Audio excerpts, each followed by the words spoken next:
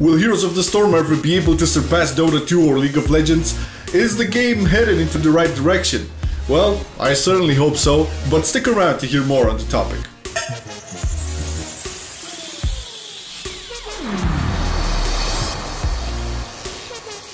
Now I know guys, this is not a guide like we usually have on Sundays, but I really do want to make a series of videos just discussion based surrounding Heroes of the Storm. There's a lot of topics I want to cover, and I really want you guys to help me out in the comments and make this an open discussion. First of all, I want to set the grounds forward and say that this is not a rant video, this is not a complaint video. My goal is to try to improve Heroes of the Storm, at least from a community standpoint, and I know Blizzard is watching the community and is taking notes. And what better way to do so than using the social media platforms that we have today, specifically for us YouTube. So we have a lot of topics in regards to Heroes of the Storm that I want to discuss. The first one would be how many active players does Heroes of the Storm have currently, in the present. Now, it's really weird that Blizzard have never publicly stated any sort of number or concurrent number or anything like that when it comes to Heroes of the Storm. They stopped doing this for World of Warcraft subscribers as well, but I do think it's quite an interesting fact, especially because a MOBA doesn't require a subscription fee, so it's kind of curious. Now I know obviously League of Legends and Dota 2 have like a huge player base. Curious thing is, where does Heroes of the Storm like fit in all this this MOBA scene? If you go and look on Twitch, the biggest following is the HGC matches, which I think was a brilliant move made by Blizzard to just boost up the popularity of the game. But overall, there are not that many streamers that have a huge following on Heroes of the Storm. Of course, you have Kaldor and Kendrick Swish and Grubby, and they're absolutely awesome streamers. But these are just a couple of few, and their following is not that huge, like compared to others who play League of Legends or Dota 2. So, how many active players does Heroes of the Storm have? Well, in my opinion, not too many. You can judge it by the queue times in every game mode, right? One more thing, I used to play League of Legends myself back in the day, and I have a lot of friends who played like competitively, I mean like really good, and they have gave Heroes of the Storm, they didn't give Heroes of the Storm a chance or multiple chances, but they always complained about the queue times, or if they managed to get into games, the lack of skill of the players. I know this is a general debate, and there's a lot of toxicity in MOBAs in general, but you get the drift. For sure, I have the same feeling that there's not that many players currently in Heroes of the Storm. How can this be improved?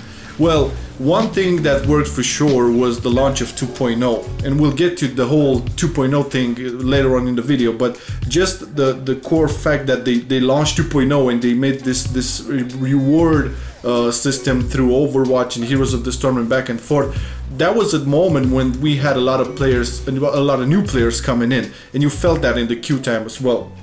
And I think Blizzard has this great advantage, because Heroes of the Storm does have multiple franchises, popular franchises into one. They can always do this kind of cross reward thingy to get more players in, but sadly they just do this like when it's like a major event or something, a major patch, or how was 2.0. This was a really good solution, and I believe they could definitely do more often, cross rewards within their games. Secondly, to get like even more active players, competitions is the way to go, I strongly believe. Now, HotS does have its fair share, of online competitions and, HGC and all of that, Heroes of the Storm, so they have it there, but again, this is something that has to be really accelerated, because Heroes of the Storm at the end of the day is a PvP game, and it's only natural for it to have some sort of competition, some sort of carrot on the stick, right? Moving on to my next topic, was 2.0 a change for the better? I believe the only positive thing, but this was temporary, was what I said earlier. It had a lot of players coming in, and that shortened the queue time, but on the other hand, it kind of lowered the skill level for, you know, the people you are playing with, which is normal, it's natural, because there's a lot of new players who don't necessarily know everything there is to know. Yeah, this kind of evolves to my next topic, which I'll talk a little bit further in the video regarding the MMR. But in general, was 2.0 a change for the better?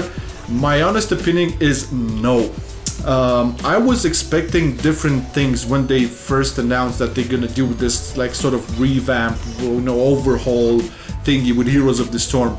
They concentrated a lot on this, you know, cosmetic side of things, similar to Overwatch, and you know, this reward, you know, outside of the actual game, you know, skins and mounts, and you know, the system where you can craft your resources to get these items and stuff like that.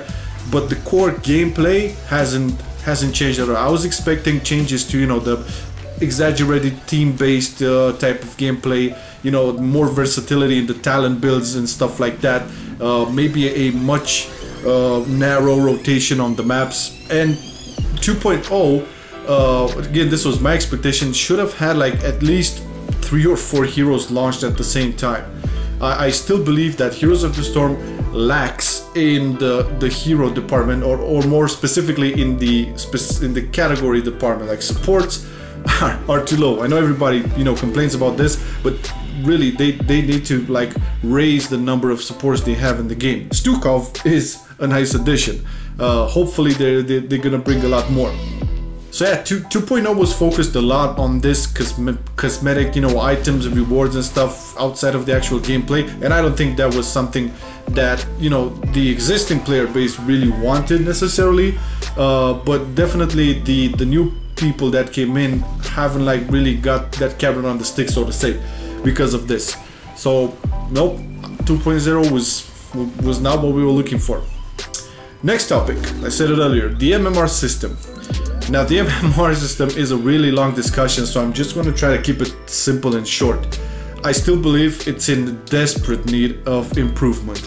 And I did give the example earlier when 2.0 launched, we had a lot of new players coming in, and you know, that showed dramatically how, you know, bad the MMR is in Heroes of the Storm.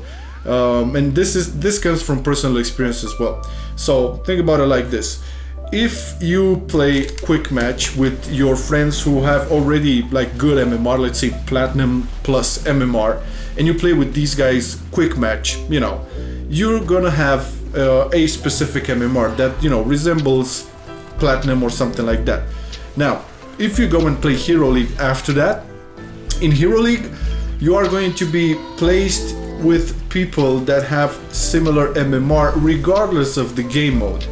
Now, I know people that have played Heroes of the Storm in quick match with me and my buddies and whatever. They were not, you know, they were not bad.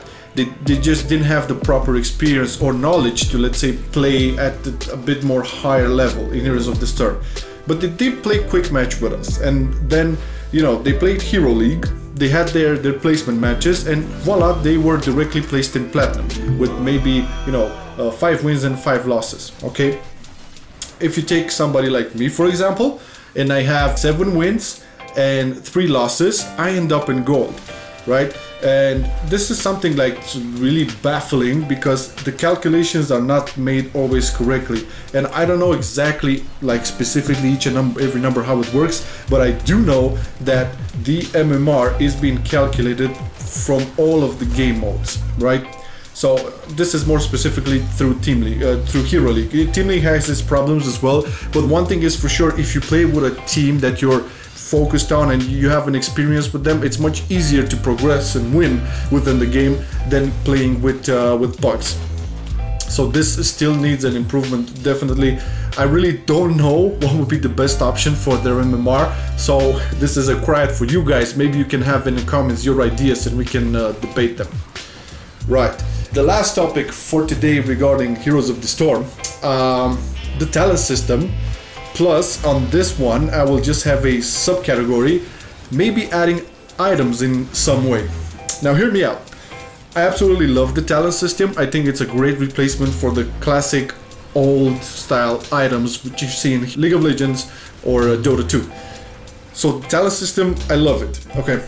My problem right now with it is it can be a lot. I mean, the talents in choosing can be in a bigger number, because right now you have a lot of cookie cut builds, which at some degree is fine, but when you play at, let's say, a bit of a higher level, not saying like super high, but you know, platinum and going forward, diamond and so on, yeah? When you play at that level, you're kind of boxed in, playing the same hero all the time, and basically the same talent build all the time, and it gets boring fast, right? So there's no more fun in that regard. Now, if the talent system would a little bit evolve in the sense that you would have more options to pick from for each tier, and on top of this, maybe adding items to compensate that as well. If you look on Anub'arak, yeah, when you do camps here, you get items. Now, they're not items in the traditional mode, but you know, items that can be activated like abilities. This is really awesome. I think this is a great idea and can be developed on, because you can have, let's say, a shop of, I don't know, 5 items depending on your specific role in the team, and that shop would be available on every keep or core, yeah? So if the enemy team will kill your core or your fort or whatever, you will not be able to access that shop. So that's your punishment. You have to protect even more, you have to play even better to protect that stuff. So if they have it like this, then you would be able, you know, between the talent tiers to maybe get an item. I don't know what the currency would be. It can be based on experience. It can be based on, you know, some invented currency. I'm not a game developer, so I don't know exactly how these things works, but how they work it in Anub'arak, like the camps give you items that you can use. You have active abilities on them. I think that's a really great idea and has great potential. And it would be a lot more different than the classic MOBAs. What do you guys think? Now, do you think the talent system should have more options for every hero? Do you think that adding items in some sort of way that is similar to Anub'arak would add to the skill cap and the diversity of the gameplay? There's a lot of stuff that we can discuss on this, so please throw out in the comments. I'll be sure to answer each and every one, okay? Thank you very much for watching, guys. It's been a pleasure. See ya.